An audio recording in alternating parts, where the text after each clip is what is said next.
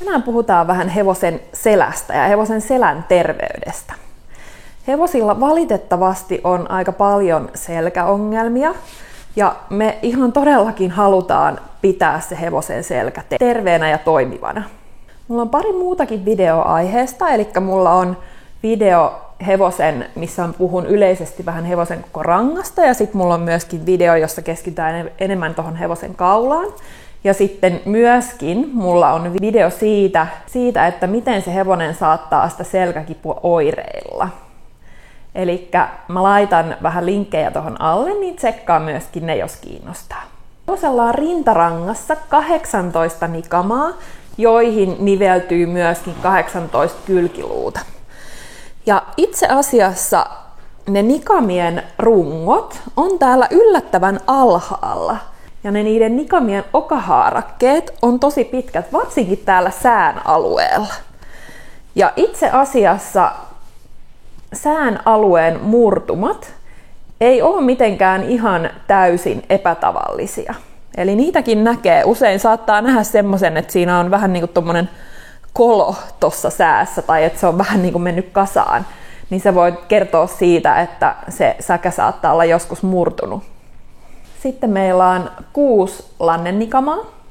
Jos me mietitään noita rintarangan nikamia ja lannerangan nikamia, niin ne on itse asiassa aika erinäköisiä.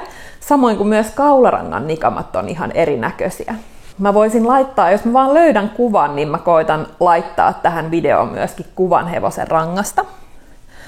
Mutta jos me ajatellaan näitä rintarangan nikamia, eli tässä olisi se nikaman runko ja sitten tästä lähtee se okahaarake. Rintanikamassa se on tosi pitkä ja sitten ne poikihaarakkeet on vähän lyhyemmät, ja koska sinne sitten myöskin niveltyy ne kylkiluut, eli ne kylkiluut lähtee sieltä. Taas lannerangassa sitten ne okahaarakkeet on lyhyemmät, mutta sitten nämä poikkihaarakkeet on tosi pitkät.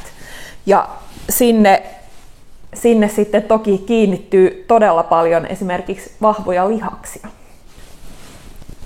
Ja sitten täällä viimeisen lannennikaman ja ristiluun välissä on lumbosakraalinivel. Ja tämä on itse asiassa aika liikkuva nivel. Eli se hevosen rankahan on itse asiassa hyvinkin jäykkä. Siellä ei ole ihan mahdottoman paljon liikettä. Toki siellä on liikettä ja sen pitääkin liikkua. Eli jos ei ole mitään liikettä, niin se on myöskin todella iso ongelma. Mutta hevosen ranka ei missään nimessä ole niin liikkuva kuin esimerkiksi vaikka koiralla tai kissalla. Ja se sitten toisaalta myös mahdollistaa sen, että me pystytään ratsastamaan niillä. Ja tosiaan tämä lumbosakraalinivel, se liikesuunta on suurimmaksi osaksi fleksio ja ekstensio, eli se koukistus ja ojennus. Ja se sitten mahdollistaa sen, että se hevonen pystyy tavallaan kääntämään sen lantion, tuomaan ne takajalat sinne alle, esimerkiksi kun me kootaan sitä hevosta. Täällä selän alueella eniten liikettä on täällä ihan niin kuin keskiselän paikkeilla, tässä vähän sään takana. Mutta tässähän myöskin sitten nimenomaan on myöskin se satula ja ratsastaja, eli ne saattaa sitten hyvinkin rajoittaa sitä liikkuvuutta. Ja toki sen hevosen selän terveyden kannalta ihan äärimmäisen tärkeää on se, että se satula istuu hyvin. Ja ongelmia toki voi aiheuttaa sitten se, jos se satula ei istu, jos se aiheuttaa kipua. Ja sitten toki myöskin, te tiedätte, että mä puhun hyvin paljon ratsastajan istunnasta ja siitä ratsastajan asennosta ja kehonhallinnasta. Ja se on oikeasti ihan todella tärkeä asia myöskin sen hevosen koko terveyden, erityisesti sen hevosen selän terveyden kannalta. No toki täällä selässä on sitten paljon lihaksia, jotka stabiloi sitä selkää ja toki myöskin sitten liikuttaa sitä selkää. Ja toki siellä selässä on myöskin vahvat ligamentit, jotka tukee sitä selkää. Puhutaan niistä ligamenteista ja lihaksista vähän enemmän sitten toisessa videossa.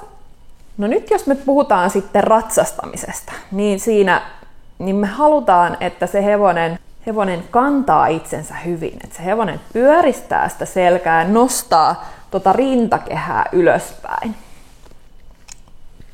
Ja suurimmaksi osaksi se hevonen tekee sen noilla vatsalihaksilla ja sitten myöskin noilla rintakehää kannattelevilla lihaksilla. Mulla on niistä muuten ihan oma videonsa, tsekkaa se, mä linkitän senkin tohon alle. Me halutaan, että ne hevosen selkälihakset on pehmeät ja joustavat. Eli jos se hevonen jännittää niitä selkälihaksia, niin silloin se hevosen selkä menee alas ja ojentuu. Eli jos ne hevosen selkälihakset on tosi kireet ja jännittyneet, tai jos siellä on vaikka jotain kipua siellä selässä tai vaikka joku vamma, niin eihän se hevonen silloin pysty tai halua nostaa ja pyöristää sitä selkää. No sitten jos me puhutaan vähän siitä hevosen oikeasta muodosta, tai miten se hevonen niin kuin itseään käyttää, niin kannattaa katsoa esimerkiksi koulukisoja. Valitettavasti ihan siellä niin kuin korkeimmillakaan tasoilla, tai pitäisikö sanoa, että varsinkaan siellä korkeimmilla tasoilla, niin hevoset ei välttämättä liiku ihan täysin oikein.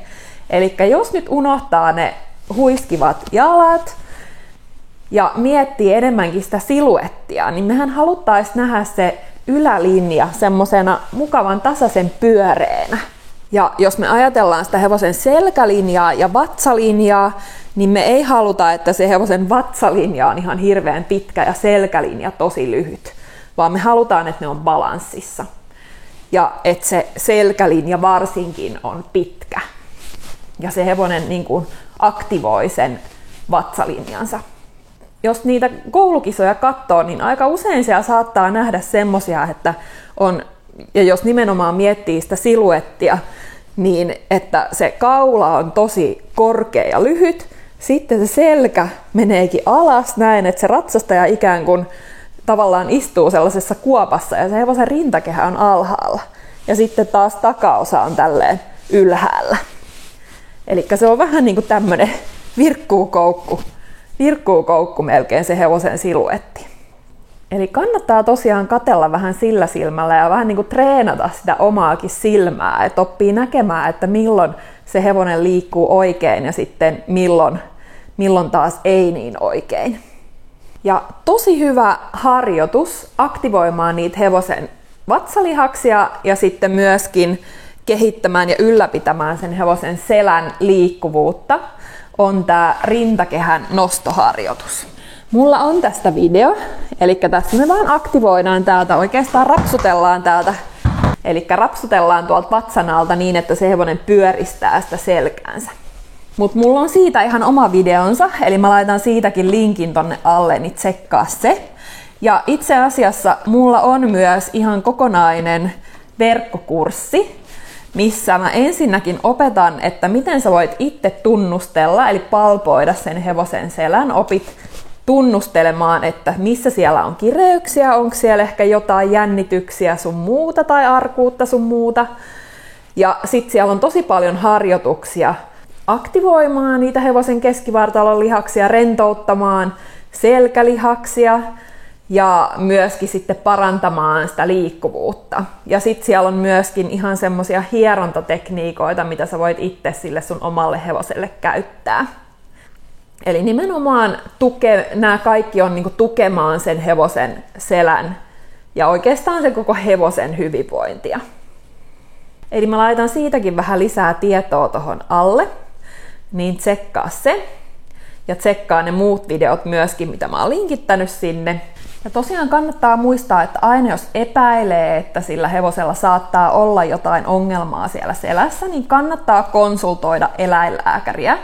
Ja tosi hyvin tuloksiin yleensä päästään eläinlääkärin ja eläinfysioterapeutin yhteistyöllä. Eli esimerkiksi tuolla Vermon eläinklinikka Equivetissä, missä mä oon töissä, me tehdään paljon yhteistyötä sitten eläinlääkärien kanssa.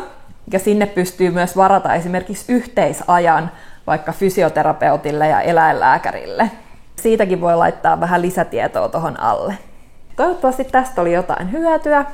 Ja tosiaan jatketaan tästä aiheesta vielä lisää seuraavissa videoissa, eli siihen asti moikka!